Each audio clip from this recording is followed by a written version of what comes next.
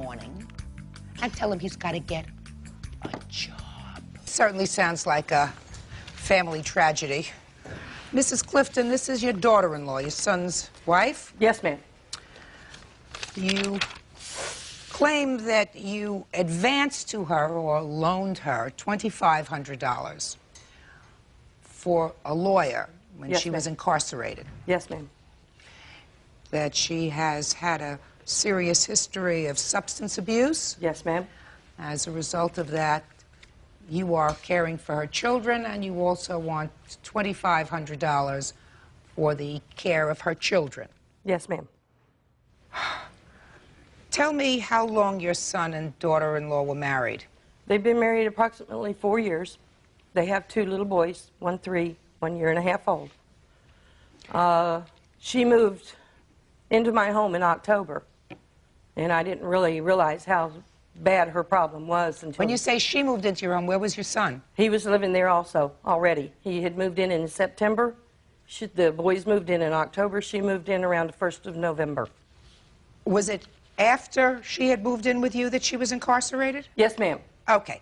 Now tell me how this lawyer's bill came about. Her problem started with me, that I knew that she had a bad problem, was in December and January, where she would want to get high or take off and drink, and she'd climb out the window. We reported her a missing person one time. She was gone for like 5 or 6 days.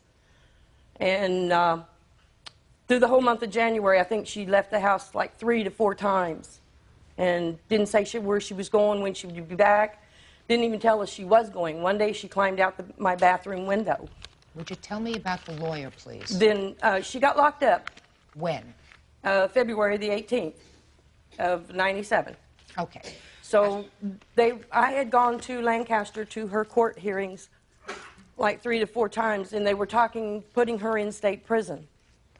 So she calls me and tells me to go talk to her previous lawyer about seeing if they could not get her into a rehab place or getting her out of jail. She was, in fact, in jail at that time when she called you. Yes, ma'am. And when you say a previous lawyer, she had a previous arrest history? Yes, she's got 2 felony marks against her already. For drugs? One for, I don't know what they call it. She wrote some kind of a check and deposited it into her bank account. Okay. 2 or 3 days later, drew the money out. The bank noticed that it was not a true bank account. Okay. Okay. That's 1 felony mark. June, I think it was, of '96. She got picked up for possession. Of drugs? Right. Okay, and this They locked her up 2 weeks then. All right, so the attorney who had represented her in these previous matters was the attorney she wanted you to go to? Yes, ma'am. Okay, and you knew who that attorney was? Yes, ma'am. So you went to the attorney, and what was his retainer? His retainer was $2,450. $2,450. And how much did you, in fact, pay him? On March 4th, I paid him $1,500. Mm-hmm. I have the receipt right here. Okay. And in May 6th, I paid him another $550. Mm-hmm. Here's both the receipts. Okay, so let's deal with try to keep it simple. Let's talk about the attorney's fees first. In your answer, you will say that you are not responsible for these attorney's fees. You want to tell me why? I got incarcerated because I violated my probation because I had a dirty test back in '96. So I knew I was going to get some time in February when I went. And there's nothing a lawyer could do for me that a public defender couldn't. But I guess my husband kept telling my mother-in-law that he wanted to get me out because I was in there longer than they figured I should have been. And she called me and asked me what the name of the lawyer was and what the number was, and so I gave it to her. I did not call her and ask her because I can't afford it. There's no way I can pay for it. That's why I didn't ask her to get a lawyer, because I just wanted a public defender. Uh-huh. Just like... If I believe you, that you didn't call her and ask her to contact this other lawyer, what did you think she wanted the lawyer's name and telephone number for? Because my husband asked her to get it for her, because he wanted her to get a lawyer to get me out of there because he was missing me, and he said he'd do anything to get me out of Now, jail. let me ask you this But I question. knew I couldn't get out. I had to. Now, let me ask you this question. So you're saying that she called you and asked you for that. No, Is I that right? called her, and she asked me, when I was talking to her, she asked me the name. Well, now you just changed it. You said she called you and asked you. No, she can't call me in jail. Of course I she called can't. her. Of course she can't. Did this lawyer, in fact, represent you? Yeah. He did. Yeah, he took the place of the defendant, or I mean the public defender. So you knew that this lawyer was a retained lawyer, was being paid, correct? Yeah. And you didn't say to the lawyer, I can't afford to pay you, correct? No. Good. So that takes care of the lawyer's fees. Lawyer's fees you owe her. Now, let's take care of the rest of it, because the rest of it I'm not so sure about. Judge Judy will continue in a moment. You have a son who you let live in your house. Right. And do absolutely nothing. Right. Well, listen to me. Get him out of bed in the morning and tell him he's got to get a job. And later today, Why don't you give her money back? Pardon me? What word didn't you understand? real cases, real people. Judge Judy. Janet Clifton wants her daughter-in-law, Tina Clifton, to pay for attorney fees and child care while Tina was in jail. What else do you think she should pay you for? I presume the child care, because I have been taking care of her children for the last year and a half. Where's your son?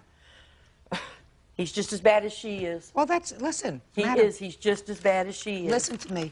Do you have legal custody of her children? No, ma'am. But All as right. soon as I get through here today, I'm going to go try. All right. Let me explain this to you.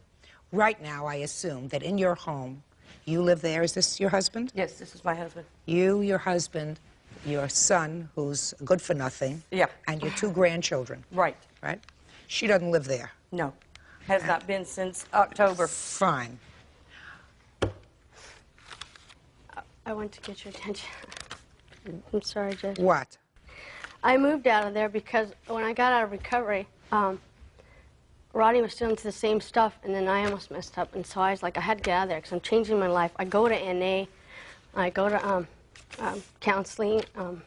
She won't let me see my kids. I have the phone bills of all the times I've tried to call. She wouldn't even let me talk to my husband when I tried to get her. That's not so. Miss Clifton, how long have you been involved with drugs? When I was 19, And how old are you now? 27. And she's got 2. Shh. I'm changing my life. That's why I moved out of there. I left my marriage. Miss Clifton, before you get your kids back, once the courts get involved, they're going to screen you for drugs if they're smart on a random basis twice a week. I've called. That's what I used to do. And they can also look at me. They can also random test you for drugs by taking a hair follicle test, which will indicate to the court, based upon the drugs that build up in your hair, which aren't released. Did you know about that? Yeah, I do, because I do that Discovery Zone when you work there. Oh, okay. Well, you haven't been in inpatient rehab for a while now, is that right? I've been going to my NA, and I have to go to an outpatient now. Okay. And when was the last time you were drug tested? Look at me. It's been a while. It's been a while. It's been a while. Right. And I'm not going to get into whether or not you've had any kind of slippage. You know what I mean by slippage? I understand. I know what you mean. Okay. Because I sort of have a nose for that. It's one of the things that you get when you sit in the family court for a very long time. So I don't think that right now you are in a position, as you indicate in your answer, of having custody of your children back. But Not yet. I'm doing everything right. I mean... No. You and I both know that if you went for a hair follicle test today, it would not be good. Miss Clifton, it would not be perfect, right? Unless if you count back in October or September when I got out of rehab. Let us assume that I believe that. So after you got out of rehab, you slipped. Yeah, that's why I Of moved course. out. And What? she's pregnant Shut with another up. baby. Shh. Like that. So you're not ready for your kids yet. But I'm leaving you alone for a second. You have a son who's much closer to you. Right? Right. Who you let live in your house. Right. And do absolutely nothing. Right. Well, listen to me. Get him out of bed in the morning and tell him he's got to get a job. I've done that. You know? A job, A job. or else to get his behind out of your house. He works Because for then...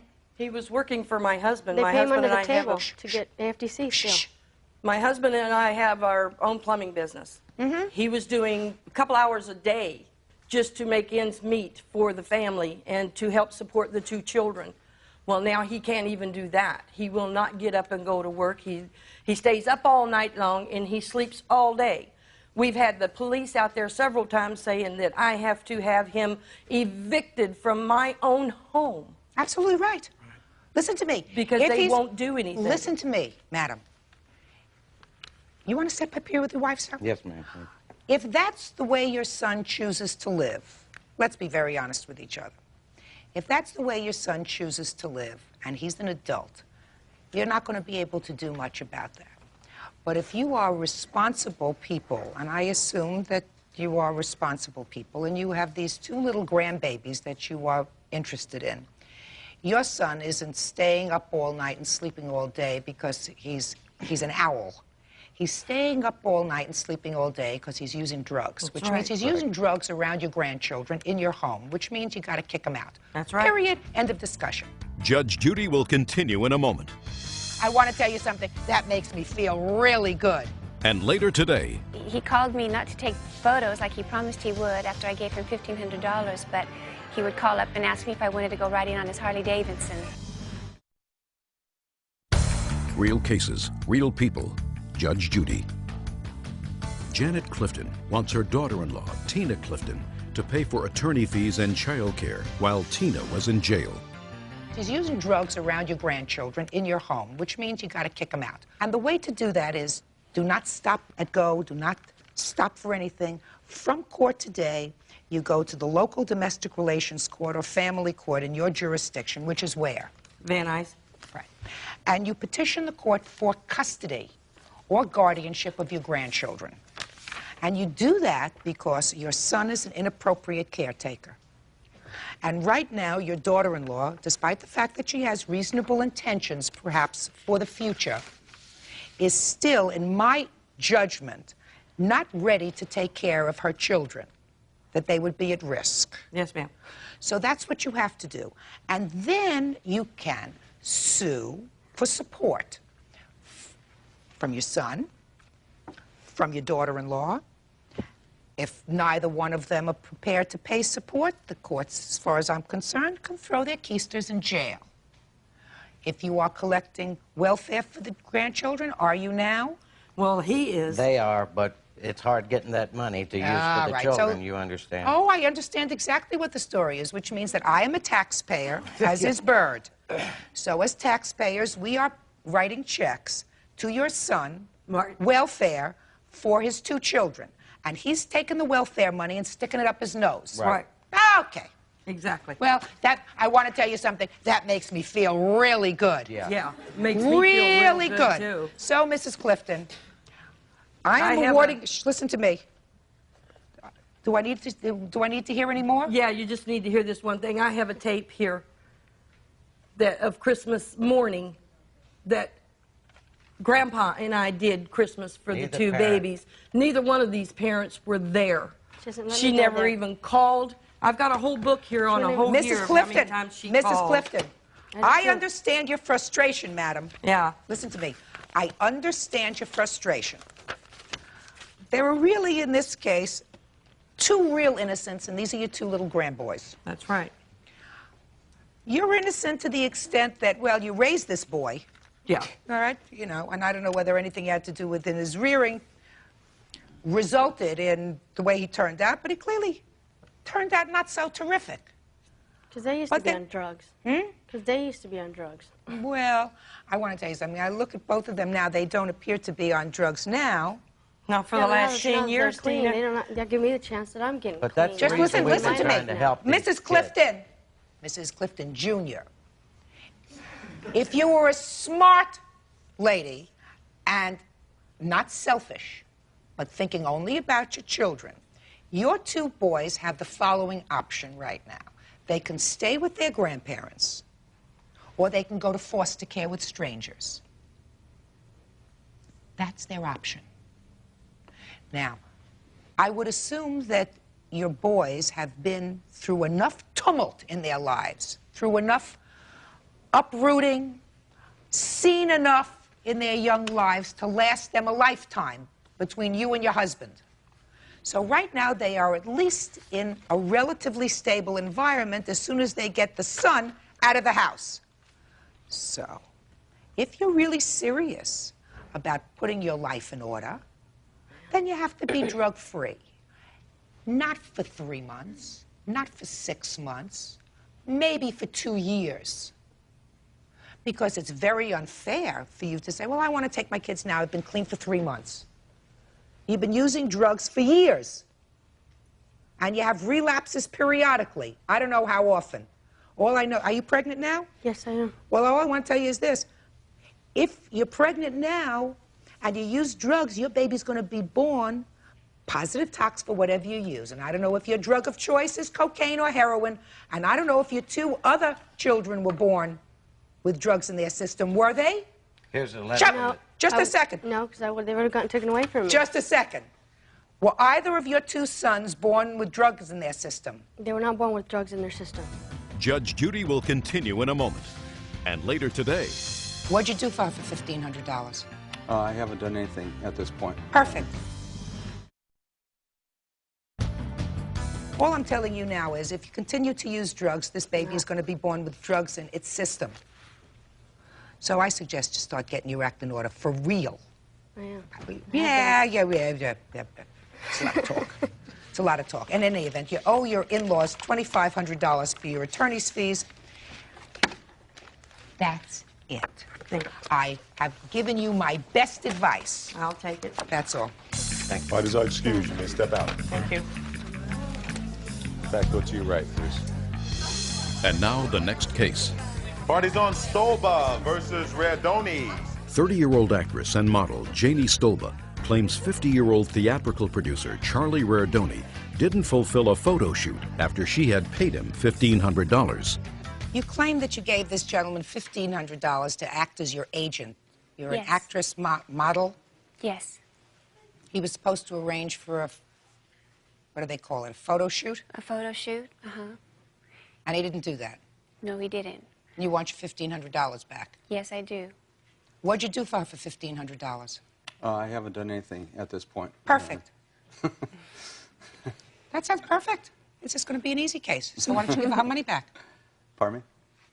What word didn't you understand? Why don't you give her money back? Well, it's in the contract, Your Honor, that she's only guaranteed the refund 6 months after I finish the portfolio. How long have you had her $1,500? Well, it's been quite a while, but every time I call her, she's not available. It's been a year. It's been a year, Your Honor. It's been a year? Just about a year. Good. 2 more Judgment months. in this case is for the plaintiff in the amount of $1,500. Thank you very much. Parties are excused. You may step out. That was Back, go to easy. your right. Is Judge Judy. Parties on Woods versus LaBelle. Step forward, please. 42-year-old purchasing agent Elizabeth Woods is suing her son, 19-year-old Brian LaBelle, for taking money from her bank account. Order. All rise. Your Honor, this is case number 447 on the calendar in the matter of Woods versus LaBelle. Parties have been sworn in, Judge. You may be seated. Ma'am, have a seat. Mrs. Woods, your complaint is pretty distressing Yes, it is. because you claim that your son stole your bank card, That's correct. withdrew money. Yes. So I must assume that you've had some frustrations with him in the past to even suggest that he would do such a thing to you. And after thinking that he would do such a thing, sue him for the money. Right? Yes, ma'am. Especially since, according to this, you don't have any direct proof that he took the money.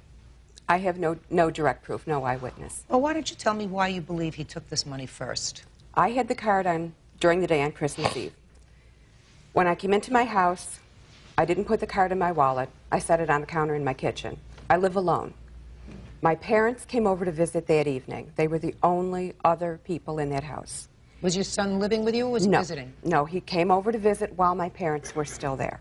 The area of the kitchen countertop where I put that card is right near my cordless phone.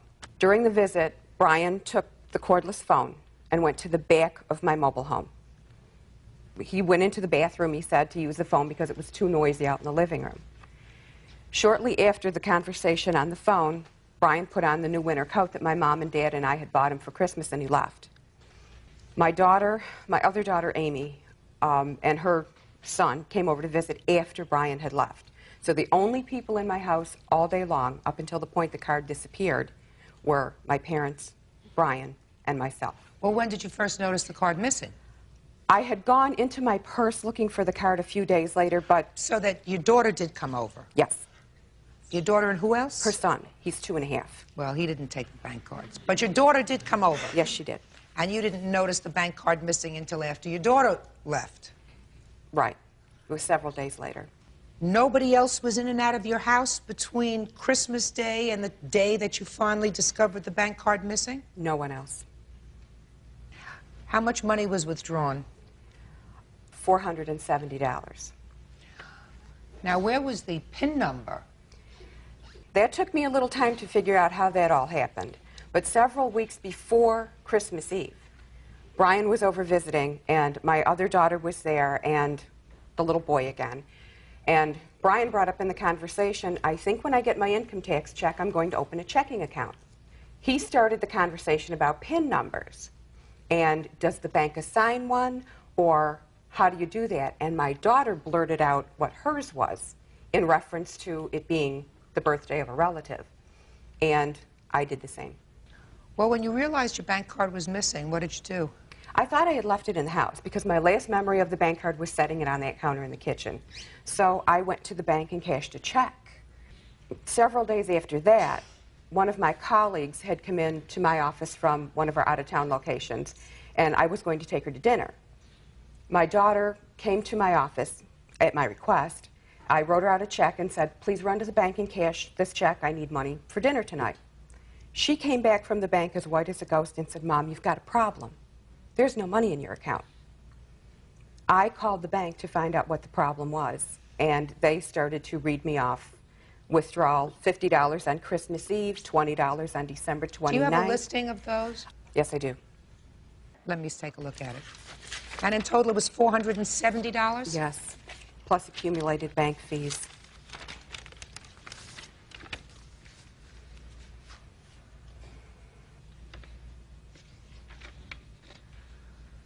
Brian, how old are you? 19. How long haven't you been living at home? I lived there on and off. I've probably been out of there 3 years. Do you know anything about this bank card? No, I don't. The first I heard about it was after I had moved out of state. And it wasn't told directly to me, it was told to my sister. She told me about it, and the first thing I heard about it after that was being called, telling me that there was a lawsuit against me. Is this the other daughter that you were talking about? No, this is my oldest daughter. She lives in Louisiana.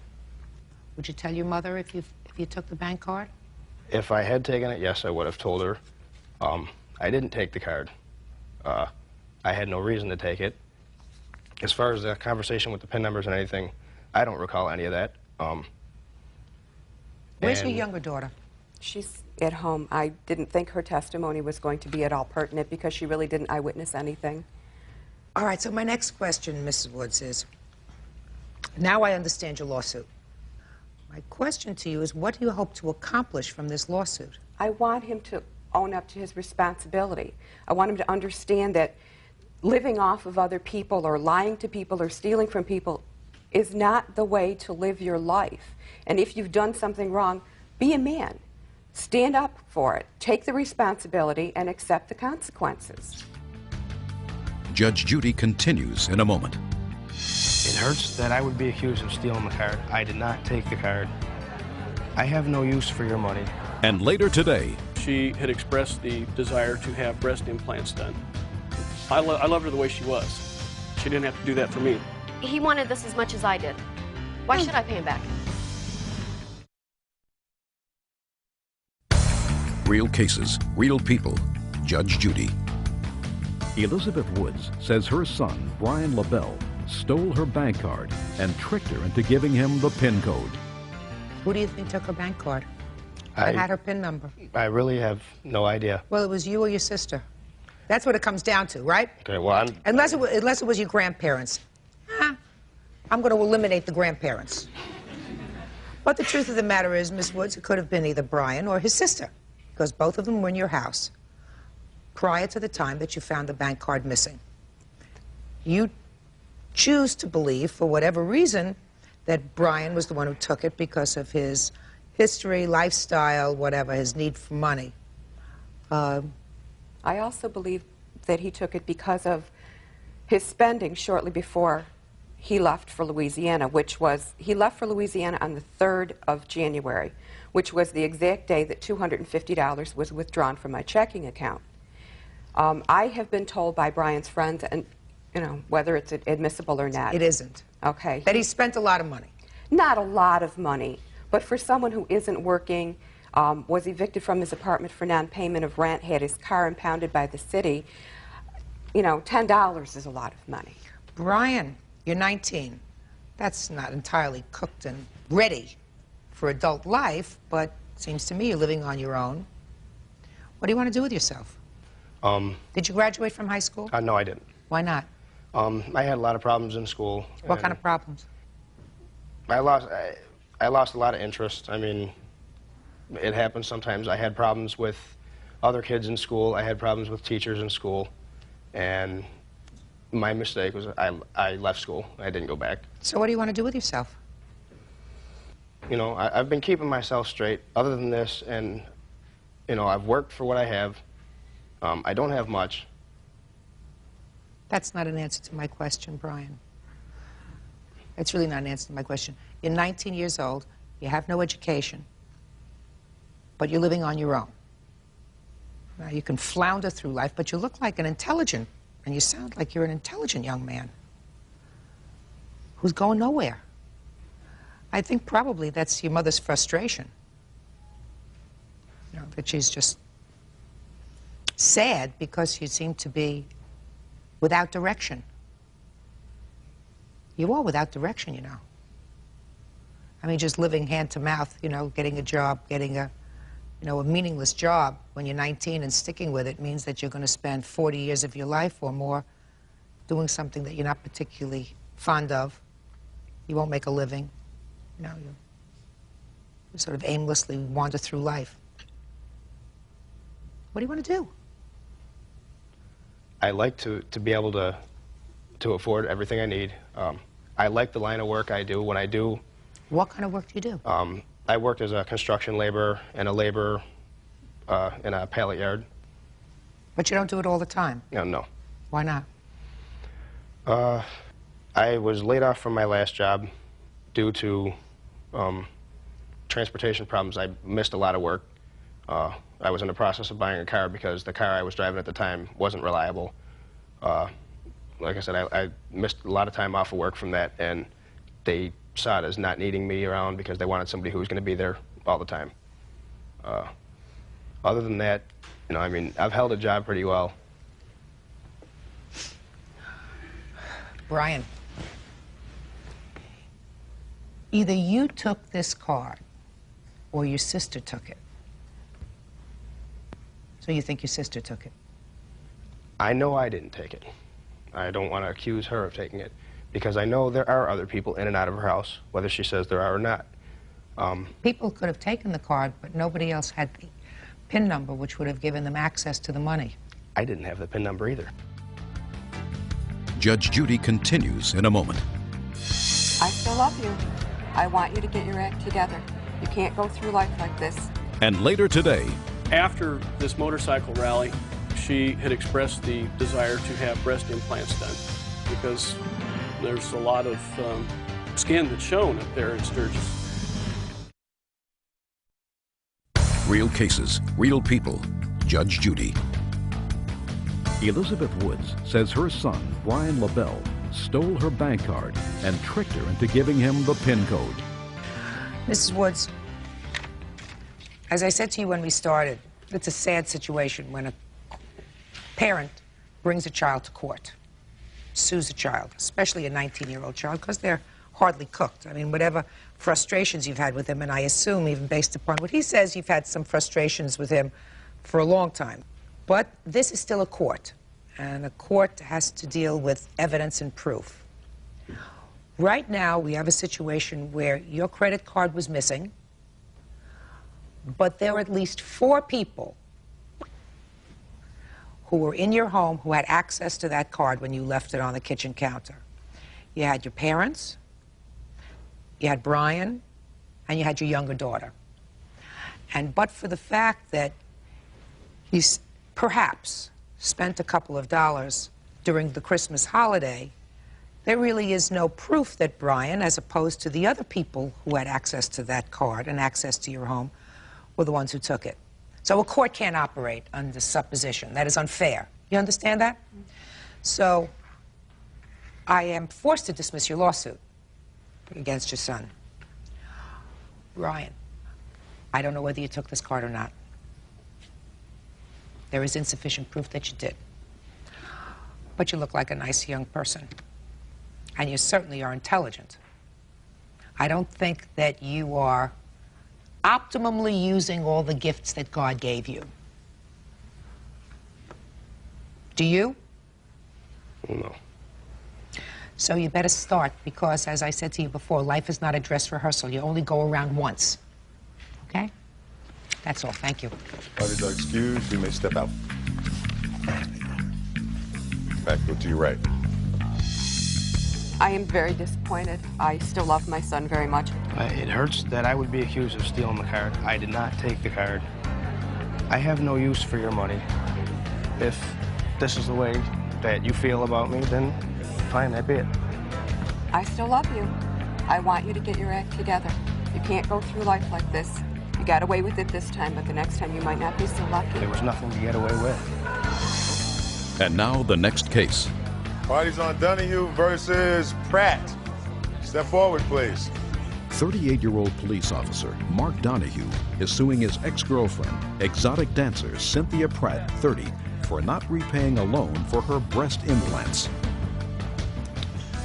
Mr. Donahue, according to your complaint, sir, you made a loan to the defendant in order for her to have breast augmentation surgery. You gave her $2,350. Yes, Your Honor. You broke up, she won't pay you back. That's correct. Okay, so why don't you tell me how this loan came about, sir? Well, Cindy and I started dating in January 1996 and up until November 1997. In August of 1996, we went to Sturgis, South Dakota. It's a motorcycle rally annual event that happens there. And after this motorcycle rally, she had expressed the desire to have breast implants done because there's a lot of skin that's shown up there in Sturgis. We talked about it before. Sure.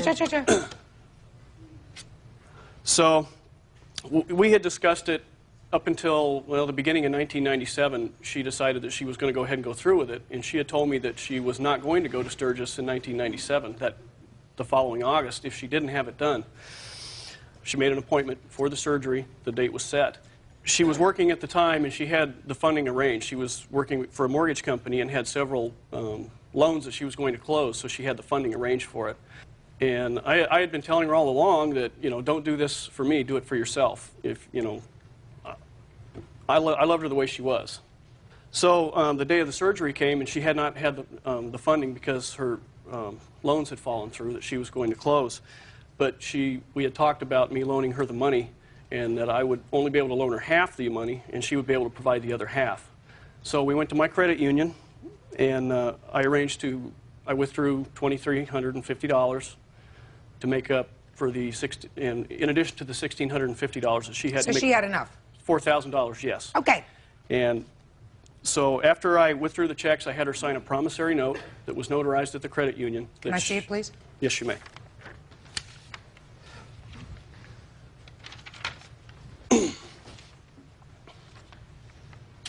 Okay. Surgery was done. You broke up several months later. Yes. Were any payments made whatsoever within the 2 months that this promissory note indicates the balance was to be fully paid? None whatsoever. Okay. Yes, there was. She had made reference that periodically she would say, well, I need to pay you back. I know I owe you that money, but I don't have it. But I never saw a dime of it. I've not seen one cent of that Mark, yes, you money. did. Shh, Miss Pratt, don't talk to him. Are you finished now, sir? Yes. Good. I'll hear you.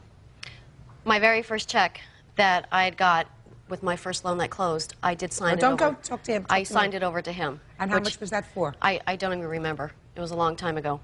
I don't even remember. Your Honor, It she was- never... Shh. You would know if you gave him any money. This wasn't so long ago. It was less than a year ago.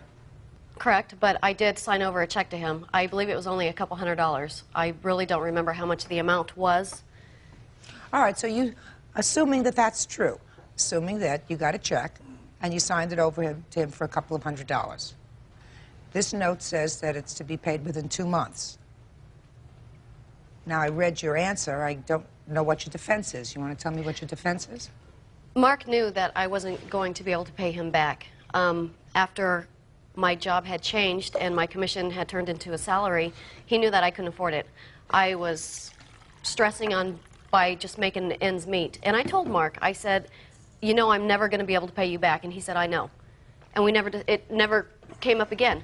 We never discussed it. Nothing. It was never brought up again of me paying him back. So I just assumed that I didn't need to pay him back. Why should I pay him back? He knew that he wanted this as much as I did. Judge Judy continues in a moment.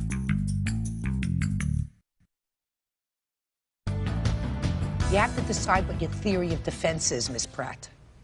Okay? Theory of defense. Does that ring a note to you? Mm-hmm. Either you owed him the money because you agreed that it was a loan, or you don't owe him the money because he wanted you to have the surgery as much as you did, and it was a gift. Now, which is your theory of defense? I'd say it was a gift. I never asked for the money. Okay, that's your theory. So Yes, your I theory never- of defense, just want to understand this. And Bird wants to understand this. I do. Your theory of defense is that it's a gift. Is that right? Yeah. You picked the wrong one. Because if your theory of defense is, madam, that it's a gift, then you don't sign a promissory note. Judgment in this case is for the plaintiff in the amount of $2,350. That's all. Thank you, Your Honor. Excuse you, may step out. Judge Judy continues in a moment. And on the next Judge Judy. Party's on Hodgman versus Nelson. Step forward, please. 46-year-old teacher Leslie Machman is suing her daughter's best friend, Melissa Nelson, for back rent and an airline ticket. Melissa is countersuing for damages to her car, bed, and cowboy hat. Order. All rise. Quiet, please. Your Honor, this is case number 444 on the calendar in the matter of Hodgman versus Nelson. Parties have been sworn in, Judge. You may be seated, sir. Miss Hodgman, according to these papers, you've known the defendant since she was in kindergarten. She was a friend of your daughter's. That's correct. Daughter's name is Jennifer. Yes. See, I read papers. And there came a time when you decided that you were going to let her rent a rental house that you had, along with your daughter and a third roommate whose name is Ben. Do we have a Ben here? No. So the three of them are going to live in this rental property that you had. Yes. And you moved in Yes. with Jennifer and Ben. Correct. But your daughter Jennifer was a slob. Yep. Sure was. Still is. Was and is. And so you evicted her. Told her, go find someplace else to live with your cats. Or clean up. Or clean up. Good for you. How many cats did she have? 3, I think. And 2 dogs. And 2 ferrets. Anyways, that left you and Ben in the house. Correct. And there were some problems, but whatever the problems were, you say that she owes you some rent. Yes. Because you moved out. Right? Well, she evicted me. Because you weren't paying the rent. Correct. And in addition, you were all supposed to go on some sort of a trip, skiing trip. And you purchased airline tickets, and you would promise to pay her if she bought you a ticket. They were going as a family? Right. So you purchased a ticket, and she didn't go? Right. Well, that's not exactly how it happened. I understand that. Okay. So that's what we have. We have the rent, and we have this airline ticket. How much in rent do you say she owes you? $639. That's subtracting what she paid. Okay, so she owes you $631 in rent. And how much was this airline ticket? $262. And you couldn't get the money back? No, it's a non-refundable ticket, but it's a reusable ticket. Oh, do you have the ticket? I have the, this is from, it's an e-ticket from United Airlines. Okay, that's an electronic ticket.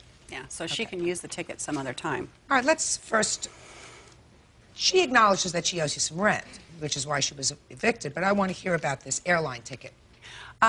We go to Vail every year as a family, and my daughter Jennifer was going along with my son and another friend of ours.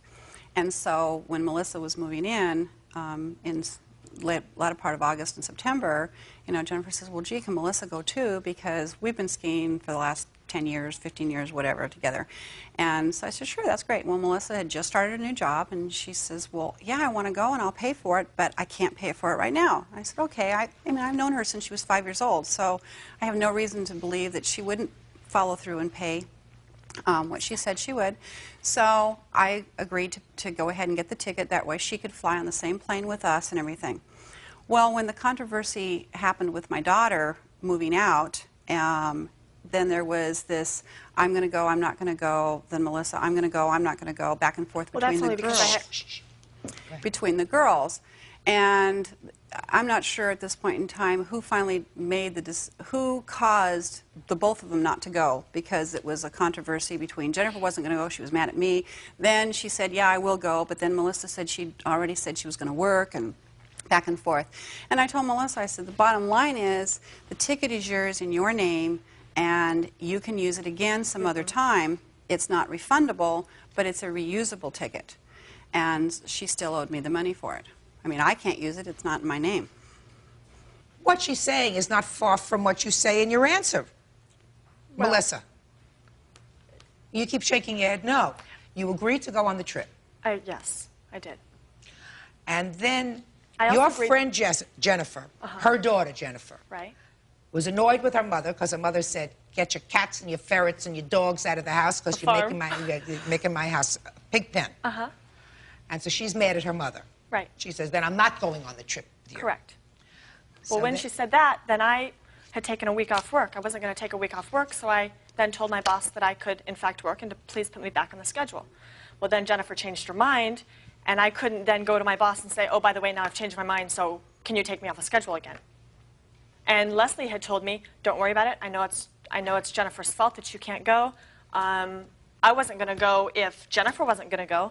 And then when I couldn't go, Jennifer had then changed her mind and said she wanted to go. But then when I wasn't going, Jennifer wasn't going to go. Melissa, who's the innocent?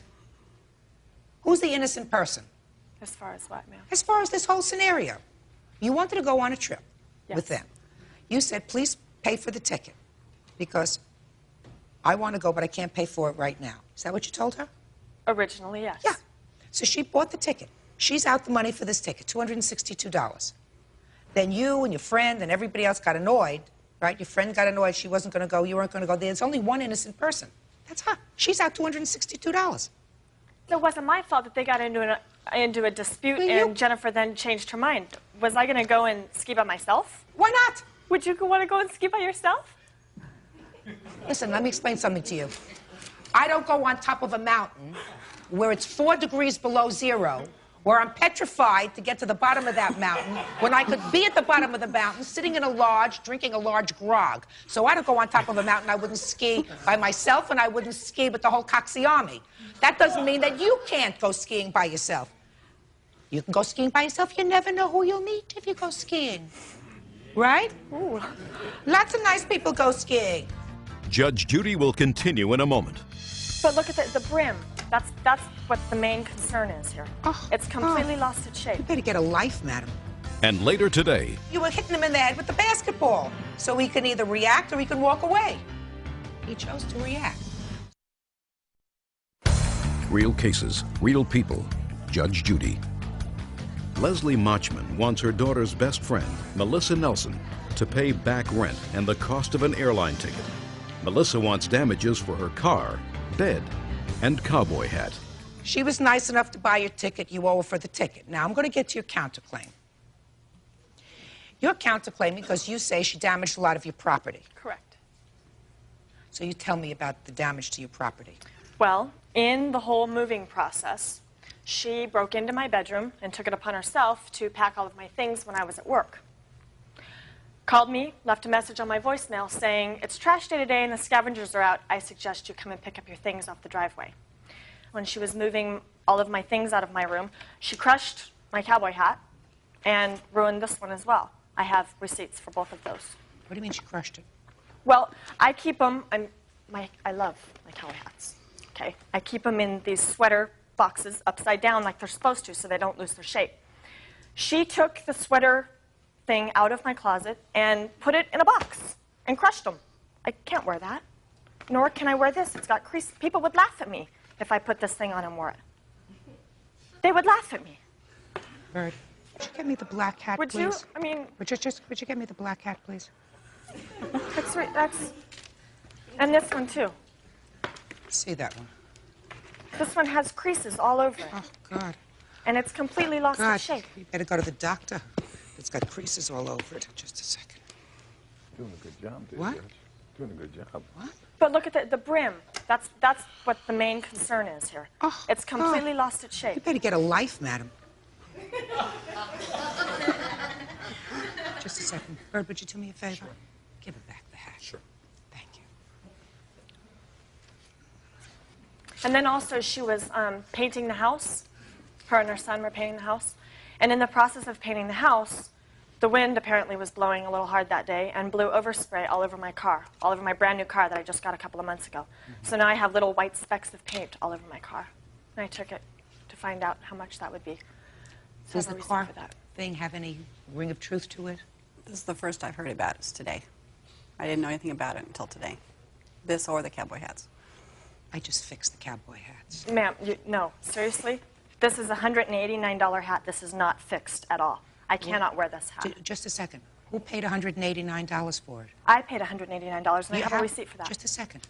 How dare you pay $189 for a hat and not pay her rent? I've had this Just hat. a second.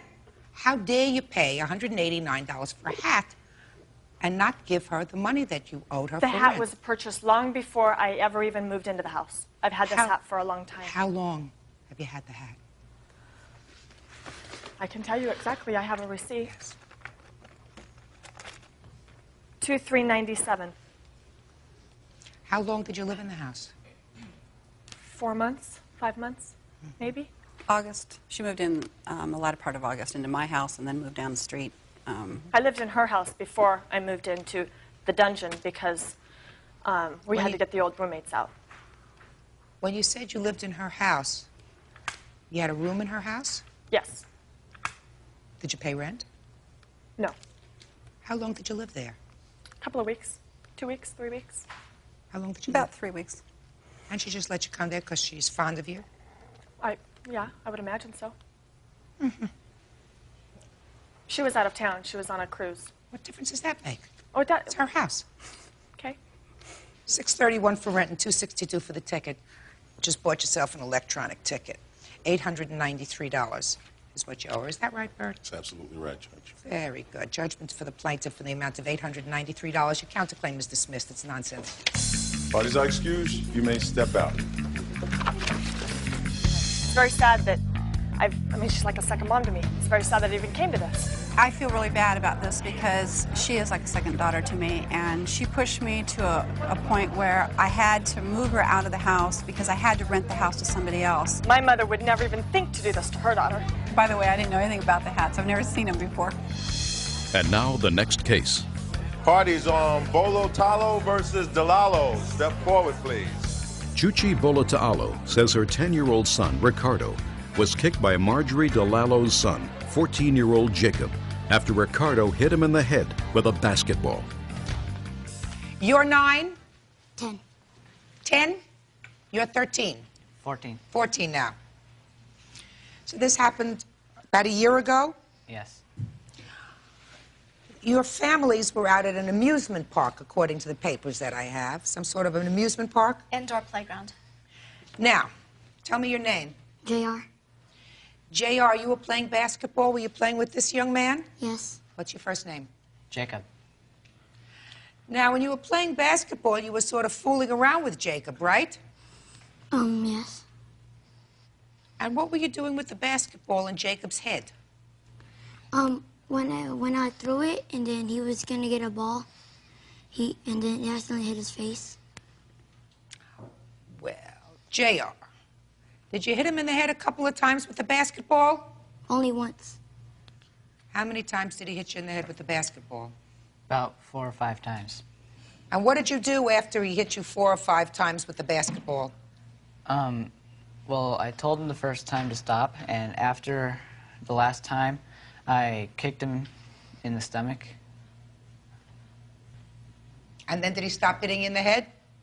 Yes. Had you ever done anything like that before? No. Why didn't you just walk away from him? Well, I was kind of... It was right at the moment. I just didn't think about it. So you just kicked him? Yeah. He's a little guy, right? Right. Not a particularly smart thing to do. Right. Now, JR, you know how important it is to tell the truth here in court? Yes. And I don't care what you told your mother before. I don't care what you told her before. You have to tell the truth here. You understand? Yes. Were you fooling around when you were hitting him in the head with the basketball? Yes. Did he tell you to stop? No. Did he tell you to cut it out? Yes. And you did it again? Only did it once. No. That's not true. That's what you told your mother. But that's not true. You were playing around. You hit him a couple of times in the head with the basketball. And it wasn't an accident. Judge Judy will continue in a moment. I don't think that she is responsible for I don't care what you think. I'm the one who has to make a determination as to what's fair. Real cases, real people. Judge Judy. Chuchi Bolota'alo claims her 10-year-old son, Ricardo, was kicked by Marjorie Delalo's son, 14-year-old Jacob. Now, after he kicked you, did it hurt? Yes. So what did you do?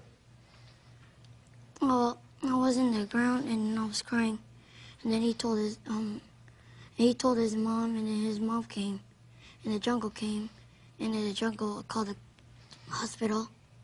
The hospital came, picked me up. Now I went to the hospital, and then I started feeling better. Did you feel better as soon as you got to the hospital? Well, not that much. What do you mean, not that much? When I was on the on the car, I was feeling a little bit better. When you were in the ambulance? Yes. You were feeling better. Did you know each other from before? Yes. Had you been friends? Yes. Now, this lawsuit is about, who are you? I'm Priscilla, her mother, and I was there when JR was hurt, and I was by his side, and he wanted, when the ambulance came and put him on a gurney, he wanted to get off the gurney then, and he said he was fine, and he did not want to go to the hospital then. Yeah, but it's a good idea, because you never can tell with kids.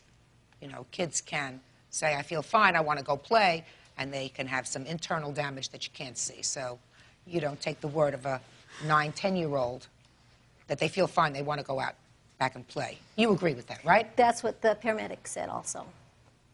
That he should go and be checked out. That he should go. Absolutely. They were So that's the right thing to do. There's only one issue in this case. You're suing them over the ambulance bill, correct? Yeah. Yes. Mm-hmm.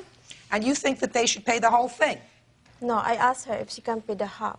Well, I think that that's very fair. Mm-hmm. Because accident happen anytime, especially with those things. Well, it's an accident, and aside from the fact that your son was fooling around with this basketball, hit him a couple of times in the head with it, he was acting like a fool. He's much bigger. He should not have kicked him, right? Right. So you think you're responsible for half the bill? Well, I told her that I would pay for part of it because I felt that, you know, being as what happened, that I could pay for part, but, you know, since JR started the whole thing, I didn't think I was responsible for the entire bill. Well, I don't think you're responsible for the entire bill either, but I think you're responsible for half. What was the whole bill for the ambulance? $768.80. Do it for me. $768. I got $384, Judge. You have something important to say? Yes. I don't think that she's responsible for the whole I don't care what bill. you think. Well, what you think is unimportant. I'm the one. I'm the one who has to make a determination as to what's fair. But we all objected to him going too. We offered to take him in the car to the hospital. What does that have to do with anything? Well, Madam, yes. Listen to me. I mean, I don't know where you're coming from. The play area has a responsibility. Once the play area is advised that a child has been injured while on their grounds, they have to take every step that's reasonably prudent to ensure that the child isn't injured, not putting him in your car. Sit down. Judge Judy is ready to rule.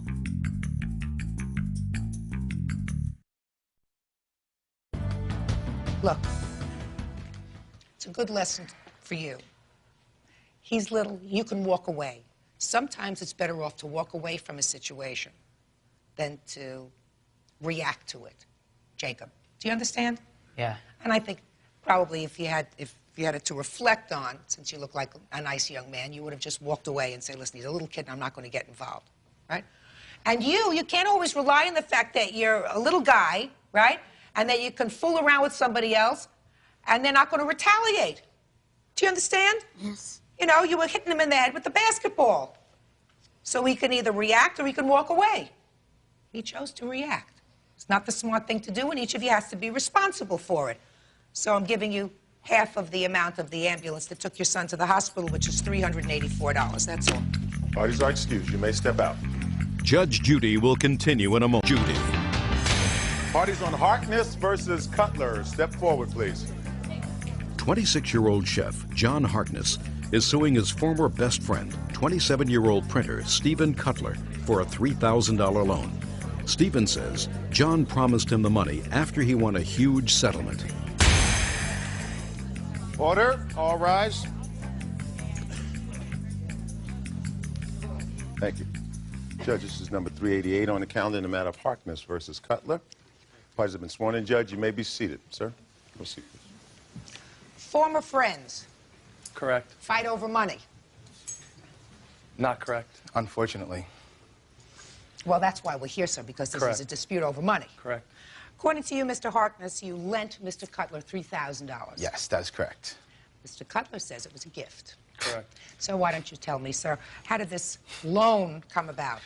Well, in the beginning of 1995, Stephen was living in a house. He was renting a room. He couldn't live at home. His father, they kicked him out of the house, and he couldn't live at home. He had nowhere else to go, and he was also getting kicked out of this new apartment that he had gone into. And he came to me and said, you know, John, can you give me $5,000? I said, Stephen, you know, $5,000 is a lot of money. You know what I mean? I really can't give you $5,000. I said, What kind of work do you do that you had well, thousands of dollars? Unfortunately, when I was younger, I had cancer, and I had gotten a settlement for it. And so when How did you get a settlement for having cancer? Well, because I was misdiagnosed for not having it. And then I did have it, so it was a big, drawn-out thing. When I was 19, I got a settlement and put it away and invested it for my children. How much did you get? It was about $500,000. So and Mr. Cutler, you knew that he was getting a settlement? Yes. Okay, go ahead. So Stephen came to me, like I said, asked me if I can give him $5,000. He didn't say lend. And I said, Stephen, I can't give you $5,000. I can let you borrow $3,000. He said, oh, come on, you can give me $5,000. You got the money. I said, Stephen, it's not about if I have the money. I can't afford it. You know, I was going to school. I put myself through college. And that was even before I got the settlement. So I've been working hard my whole life to save my own money. He said, come on, please, please, please, you know. I said, all right, listen, I can let you borrow $3,000, but you got to pay me back. He said, well, I can't pay you back right away. I said, Stephen, I know you don't have money. If it takes you a year to pay me back, just pay me, you know, in drips and drabs, whatever you can, you know. So I gave him the money. He was so happy, you know. He said, thank you. My witness was present. What did you write him a check? I wrote him a check. And when I went to write him the check out, he said, don't write the check out to me, write it out to my father, because I don't have enough money in my account to cover it. Well, I said, that, you know, seems pretty sensible. He was asking me for the money, so obviously he didn't have money to cover it. And he said, I need the money right away because I have to put it down on a new apartment. So I said, no problem. I wrote the check out to his father so his father could cash it. After I gave him the money, I saw him less and less over the next 6 months. Come that October, I went back to college to get my bachelor's degree. So, and then I saw Stephen less even more. So I called Stephen up. Hey, Steve, I haven't talked to you in so long. How you been? What's going on? This and that. We talked like old buddies, like nothing had ever happened. Soon as I mentioned the money. What money? I said, Stephen, come on. You know, we grew up together. What do you mean, what money? You know? He said, you said that was a gift. I said, Stephen, come on. Who's going to give somebody $3,000? I was like, I haven't even given anybody in my own family $3,000, let alone a good friend. I said, I can let you, I said, I'll let you borrow it. We said, that's not what you told me, and hung up the phone. Okay. Stop. Mr. Cutler, did you need money? No, I did not, Your Honor. You were working in 1995? Yes, I was. What kind of work were you doing? Working in a soda distribution company. Doing what? Forklift work and just distribution, loading trucks up. Okay. Were you evicted from residences at that time? No, I wasn't. Your Honor, well, tell me. Your Honor, that's a lie. Just a second. We let you speak. Get back in a second. You don't deny that he transferred, I'm not going to say gave, loaned, or whatever, he transferred $3,000 to you for your benefit? Yes, he did. Yes, he did. Now you tell me how that came about, sir. We were longtime friends. We grew up together in the same neighborhood. And I knew John was getting a settlement, and he said to me, he said, Steve, he said, if I ever get a large settlement, he says, I'm going to take care of you and George Altz because you guys have been my best friends for so many years. Now, that's what he said to me. He said, you guys are going to get $5,000 each and a trip to Europe, he said to me. He said, I'm going to take you to Europe on me. That's what he told me. I'm going to take you to Europe. To Europe, yes, on him. Just that we were going to go backpacking, hiking. So did you ever do that? No, we didn't. No, we didn't. So tell me about the $3,000. So as time went on, we were in the basement and together, and he said, Steve, he said, remember when I told you I was going to give you $5,000? I said, yes. He said, well, I can't afford to give you $5,000. He said, I spent a lot of money. He said, but I could afford to give you $3,000. You mean, and that just came out of the blue? Yes. Just to hanging out in the basement? Yeah, yes. Did you say to him, what happened to the backpacking that we were going to do, the traveling no, we were going to do? I never brought up Europe. I wasn't going to be greedy. I figured whatever, you know, he was going to give me, he was going to give me. So it just came out of the blue? To be honest with you, it's been a few years. I don't remember the exact conversation, how it was brought up. I do. To be honest with you. Go ahead. It never took place in my basement. Yes, it did. When he was living in the house and he was getting kicked out, that's when the money transpired, actually. Mr. Altz was present. He was present? Step up here, sir. Yes, he was. Your Honor, Step up here, he's sir. lying, Your Honor. Just a second. That's my strong suit, sir, to tell who's lying. What makes sense? Common sense. Yes. How you doing? Your name is... I'm George doing Altz. fine. How are you doing? Good. Pleased to hear that. Your name is? George Altz. Basically, me and Steve talked about getting a loan from John.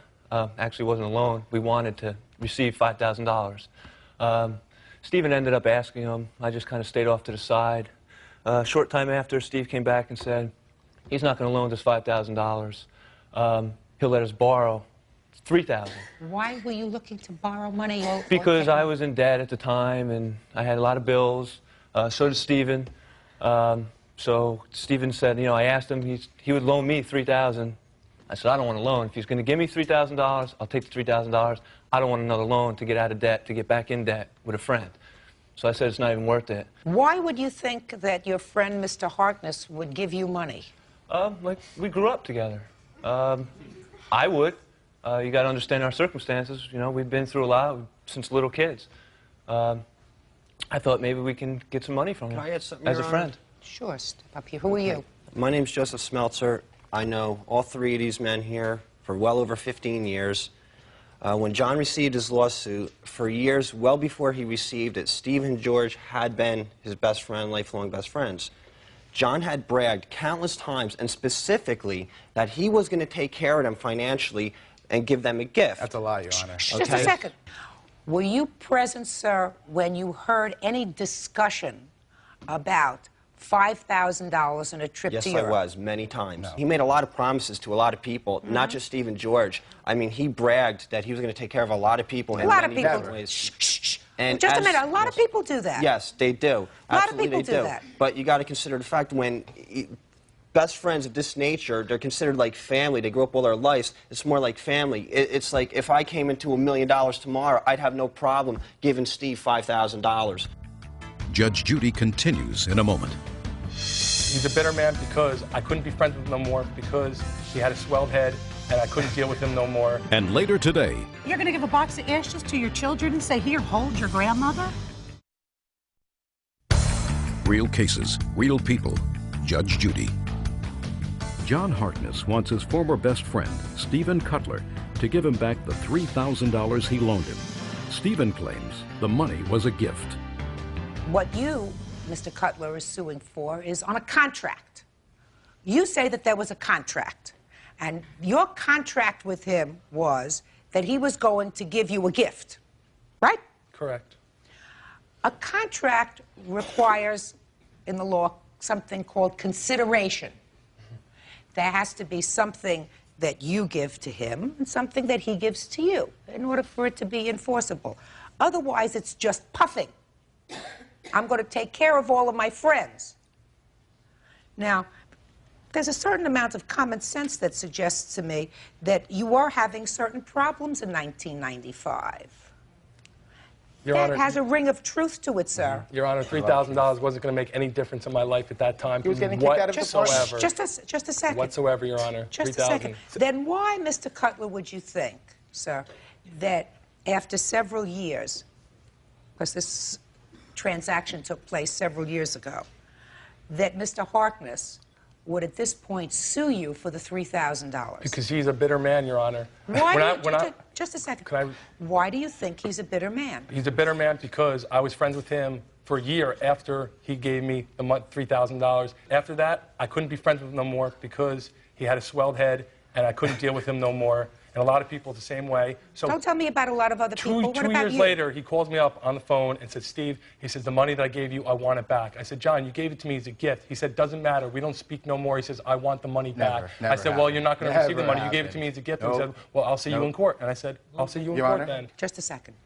I'm going to resolve this in a minute. Did he make the check payable to your father? Yes, he did. He told me, Your Honor, the reason why he made it out to my father was he told me, he goes, I don't want you spending it all in one place. He goes, I feel if your father is involved with it, he goes, your father will look out for the money better than you will. And that's why he wrote my check to my father. Oh, no. You see, a very important thing for you to remember, sir, is that common sense is what's supposed to prevail in a court.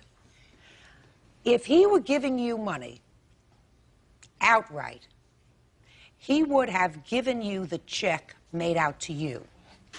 And I'm going to tell you why. Because if you didn't need the money immediately, you could have opened up a bank account, put that check in the bank account, and waited for the check to clear. The fact that he made the check out to your father suggests to me that you needed the money immediately. Yes. And thank you for agreeing with me. Sorry. I also think, Mr. Cutler, that of all of his friends, I haven't heard of anybody else that just took money from him. Right? You haven't told me about anybody else that just took money. I'm the only one here, Your Honor.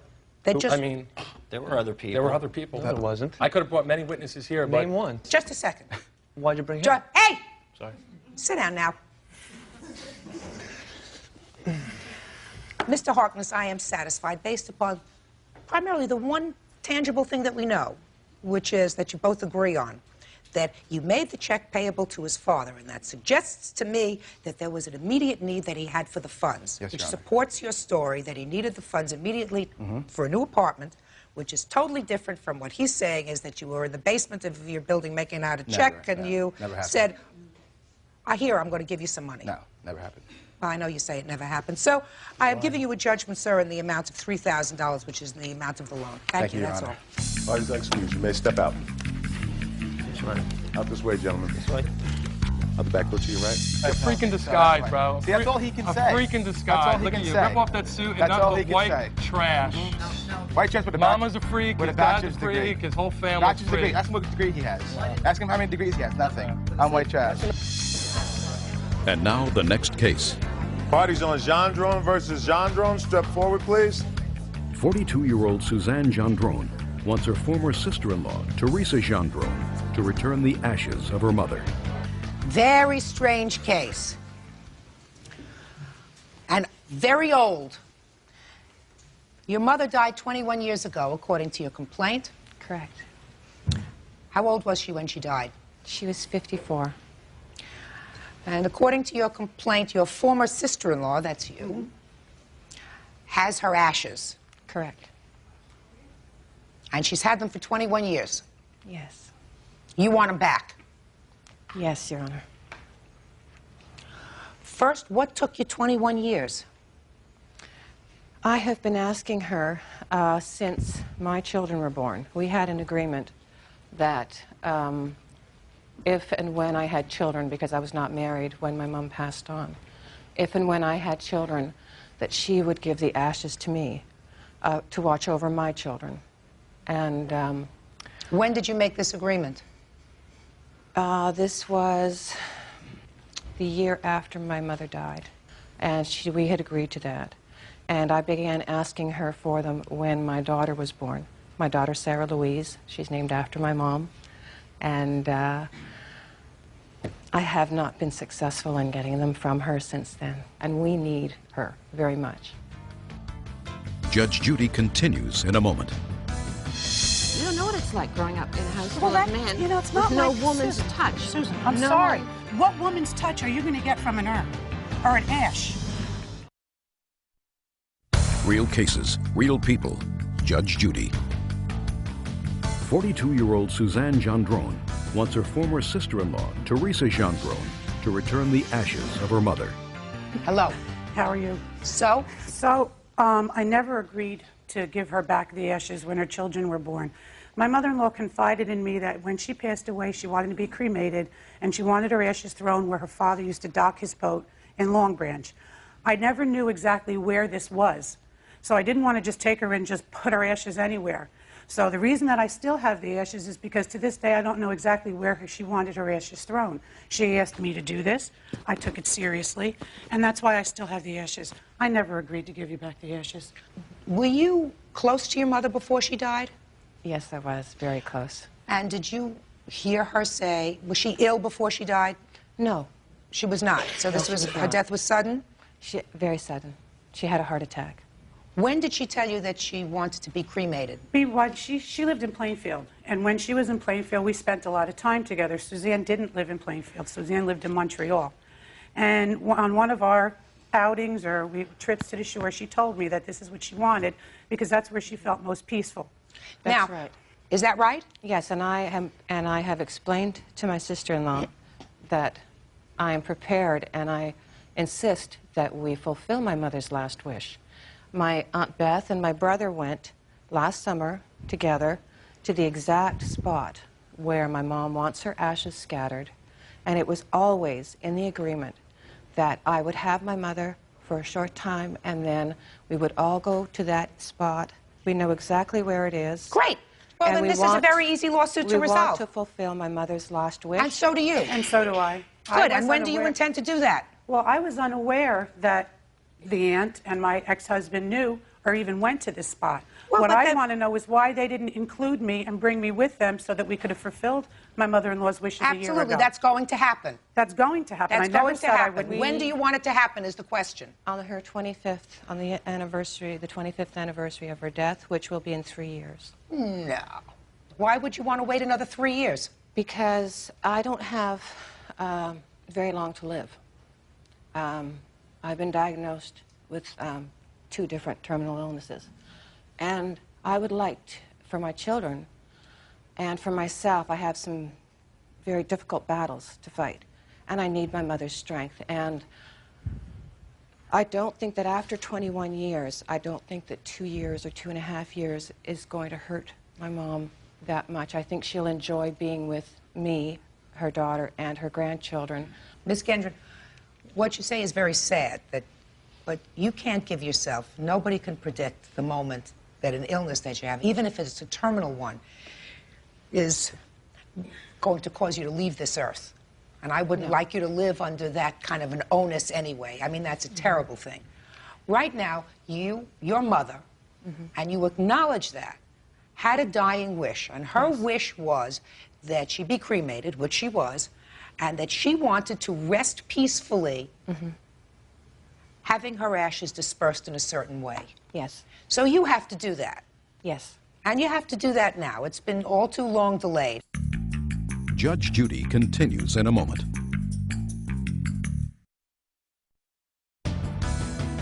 What is clear to me is that every person has the right to dictate what happens to them at the time of their death. Your mother did that. Yes, she It's did. been delayed for 21 years. It should not be delayed at all. I will make an order, and you tell me at what point you're going to be ready to go to New Jersey. That's where she wanted to be scattered. So you tell me when, and I will fix a time frame, a week or a 2-week period. Spring. In the spring? Step up here. Yes. April? Good. April. How about May? May 15th. That's my daughter's birthday. She's named after my mother. Is that a good date? That's a good date. May 15th? Yes. Fine. That on or before May 15th, the two of you, together with any of the siblings that want to accompany you, will finally fulfill your mother's last wish. Case is resolved. Thank you. Thank you. Parties are excused. You may step out. Judge Judy continues in a moment. Judy. Parties on Dixon versus Dixon. Step forward, please. After co-signing for a loan, David and Annette Dixon want David's son, 30-year-old Michael Dixon, to pay them back for his repossessed truck. Michael says the debt was paid. Order. All rise. Quiet in the courtroom. Now, this is case number 440 on the calendar in the matter of Dixon versus Dixon. Parties have been sworn in, Judge. You may be seated. Mr. Dixon, this is your son. Yes, it is. And some time ago, according to your complaint, he wanted to buy a truck. That's correct. Couldn't get credit on his own, That's right. so you co-signed for the truck. Yes, I did. How old were you at the time, sir? That would make me 19. And you're 30 now? Yes, I am. And how long did you have this truck? Roughly 2.5 years. And then it got repossessed That's correct. because you stopped making. Payments. Yes. And then you were about 20 years old, so everything was terrific. And your father says that the credit company came after him. That's correct, yes. They came after me, and they repossessed it, and they auctioned it off, and the balance was due on it was $4,400. And they were going to come after me and take me to court if I didn't start making payments. So I agreed to start making the payments of $200 a month, and I told my boy that this is going to have to be taken care of, and he just basically said it wasn't his problem. And He was 21 years old at the time. no, I didn't get the paperwork until '96, July of '96, when they came after me. So for 8 years, they were quiet. No. No, it was. It's wrong. It was repossessed in, I think, in '89. No, 90. I mean, or '90. You're Mrs. Dixon? Yes. Yes, I am. Are you his mother? No, I'm. I am his stepmother. When did you become his stepmother? In 1989. When, for the first time, did you hear from this credit company? On July of '96, we got some documents in the mail from this lawyer that was taking over the case to retrieve the money that was owed on it. Now, Mr. Dixon, so what you're telling me is between the time that the truck was repossessed Yes. in 1989 until 1996, you knew nothing about the fact that there was a deficiency when the truck was repossessed? I was not aware of it, no. Now, you were made aware, however, between 1989 and 1996 that there were money's owed on the truck. No, I wasn't. Chrysler sent me a letter saying that it was sold for more than it was owed. Let me see that. I don't have. It was 9 years ago. I don't have that. I don't keep that records Your that Honor, I have paperwork here showing about the repossession, the year. I have letters from the attorney. Does anybody have any letters between 1989 and 1996? Yes. Can I see them? Yes. But, Your Honor, what gets me about this whole thing is our grandchildren. It's been on my... Our presents, for the kids' presents are sitting right here that they didn't get for Christmas. I called my dad, told me to come by with them. This has all been because of all this that's been going on. How many children do you have? I have 3. Your Honor, this is the second time we've taken him to court. 1996, they pulled the same thing. They moved, did not let us know where the kids were living. And also, my husband finally got to see him at Christmas down at his other son's house. Well, that was in 96. That was in 96. So they kept us from us for 5 months, grandkids. he stated to me that the way things are at this point, it wouldn't be a good idea for us to see the kids, the You've grandchildren. always been welcome. You have always been welcome. Mr. Dixon, what's the problem, while I'm looking this over, with your father visiting with the children? I called him and told him he's welcome to come anytime he wants. But see, you heard him say, I was welcome, not my wife. That is correct. He Why was is that? Because this is the reason we're here is because of her. Why? Because. Well, tell me. Why do you think the this is what she does for a living. What do you mean this is what Sues. What? No, come on. That's only giving me one-word answers. Well, she's got several other cases that she's suing other people for, and that's what this is all about. Well, if it was between my dad and I, we wouldn't be here. It's not You think true, so? Michael. Yes. Well, let me tell you this. This is a confession of judgment that I'm looking at. Have you seen it? No. Judgment? For what? Well, it's a confession of judgment before lawsuit.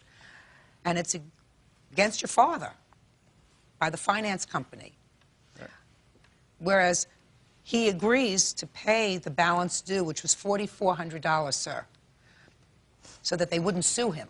I've got paperwork that says it's a paid repossession, that I owe zero. Well, but if that's true, sir, then you should take that up with the credit company. You should take care of what your father has been paying, and then take it up with the credit card company. It's not my. I've done my time on it. I mean, No, yes, sir. it's been a paid repossession. I had paperwork showing that it was paid. All right. First, A, you don't have the paperwork to show me. B, even if you did, your father is the innocent party. You bought the truck. You used the truck.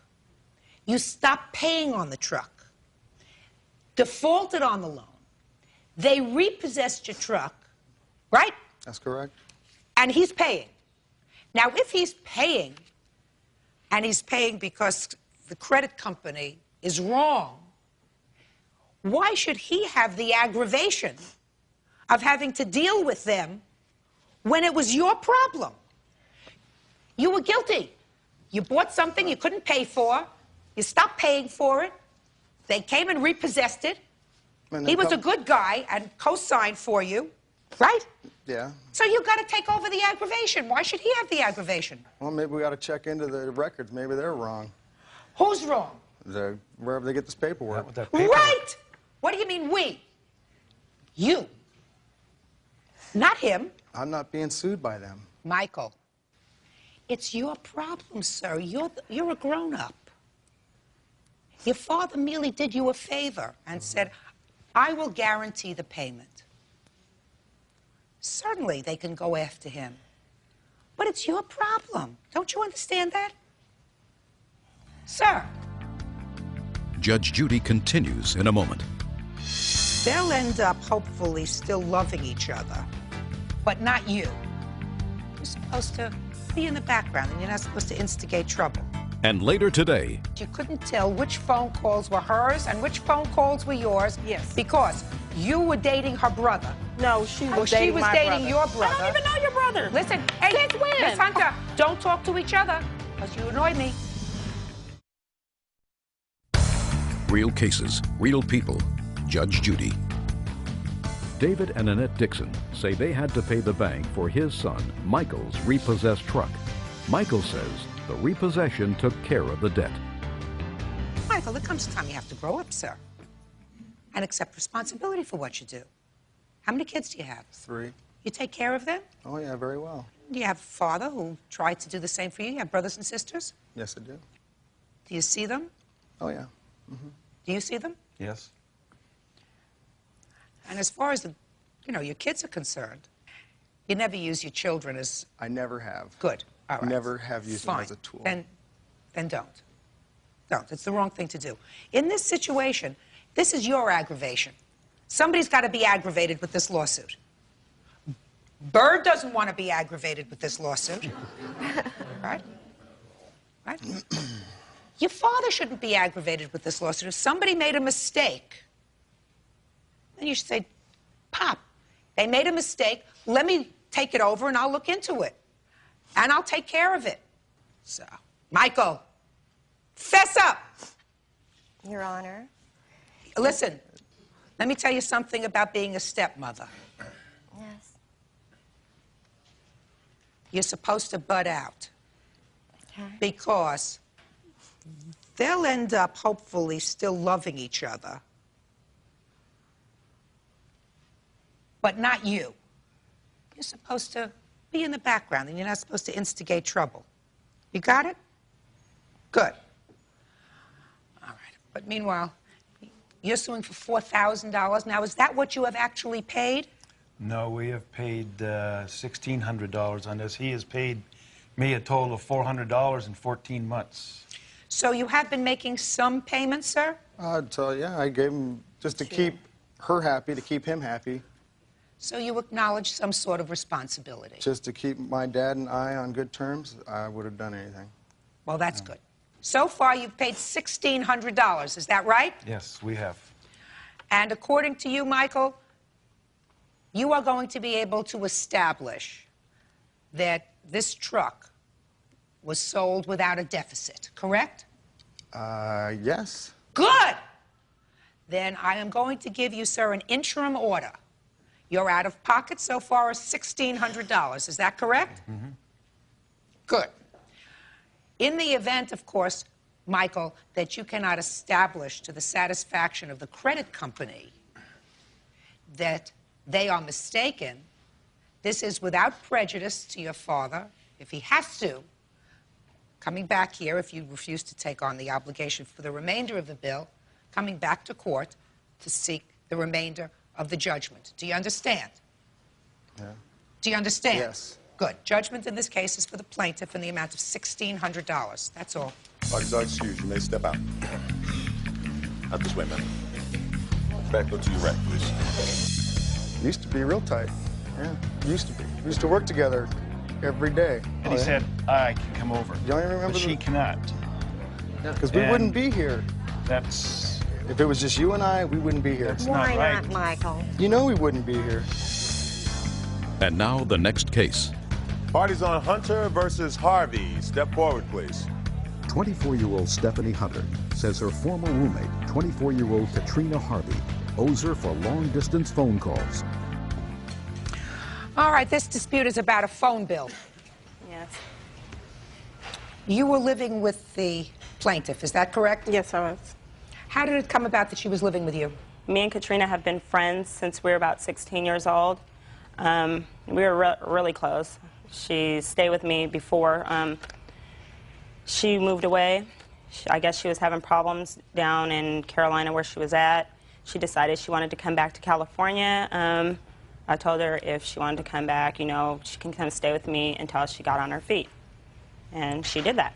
And the only arrangement was that she paid for her own long-distance phone calls. Well, what it was is she paid me $100. She only stayed a month, and she was supposed to pay for her own phone bill. Yes, all the phone calls that she made, she was supposed to pay for it. Okay, and you say she left and didn't pay the phone bill. Right. And how much was her phone bill?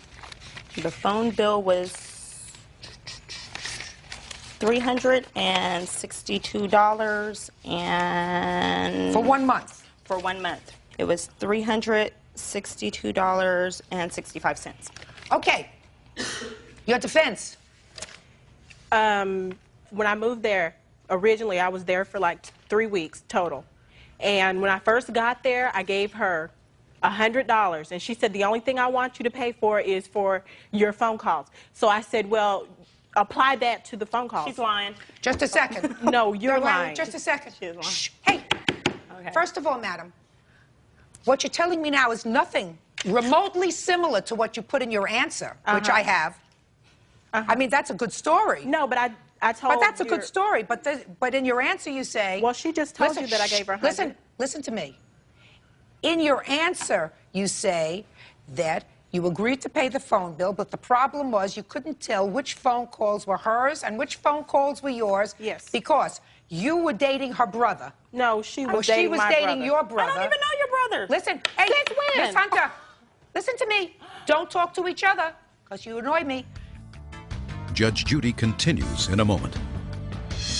Having sisters. You do have a sister. I do not have any sisters. You do have a sister. Just give me a sister then. Tell my mother that. Girl, let her know that. She has extra children. Real cases, real people. Judge Judy. Stephanie Hunter is suing her former roommate, Katrina Harvey, for unpaid phone bills. Katrina claims they both made calls to the same phone number, making them equally responsible for the phone bills. She was dating your brother, and both of you were calling your brother, which accounts for a lot of the long-distance calls, and that's your defense. It had nothing to do with this $100 that you say you gave her on deposit. Both of us were not necessarily calling my brother. My phone calls were made to, when I moved out here, and I was not having any type of problems, I just decided to come back. When I decided to come back, she, God, I forgot my thought. Because you're lying. No. Miss Hunter, listen to me. Miss Hunter, if you speak to her again, I'm going to dismiss your lawsuit. Okay. Understood? Okay. And then you're going to leave here with nothing. Okay. Not even the opportunity of having it heard. Okay. The calls that I were making were to my place of employment because I transferred out here. That number and my son's father is the only. I've made some calls to my brother, but not as not as nearly any of that. All right. Now, 803 is where you came from. Is that right? Yes. Area code 803. Mm-hmm. And what's 813? I have no idea what 813 is. The highlighted portions are Trina's calls. Judge, excuse me? The highlighted portions are Trina's call, and Judge, Just a second, you say that. But what I'm trying to figure out is most of these calls are to an 803. Mm-hmm. That's Columbia, South Carolina. Right. The ones that are circled in blue are mine. They're a bottom portion. There's about 5 phone calls that are mine. I understand that. And that's to Newcastle. Listen to me. The 813, I don't know. St. Petersburg, Florida. Who lives in St. Petersburg, Florida? Her friend Who knows? Angela. She has a million men. Who knows? Who Listen to me. knows in Florida? Hey, who knows? One more time, and then you're both gone.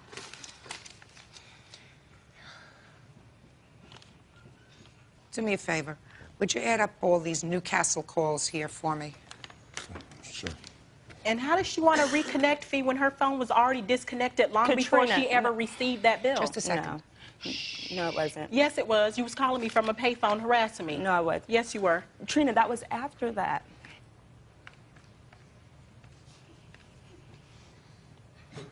Very good. $50.73, Judge. Now, $312. How much, madam, did you give her towards your phone bill? $100. I don't believe you. I don't believe that the $100 was towards that, because if it was, you would have absolutely included it in your answer. So forget about the $100. You didn't give her $100 towards your long-distance bill as soon as you walked in. Yes, I did. Well, I don't believe you. I don't believe you. You lived in her house. There was gas, there was electric, there was food, there was all the I was there other for things. 3 weeks, and that is nothing that I would not have done for her. Judge Judy continues in a moment.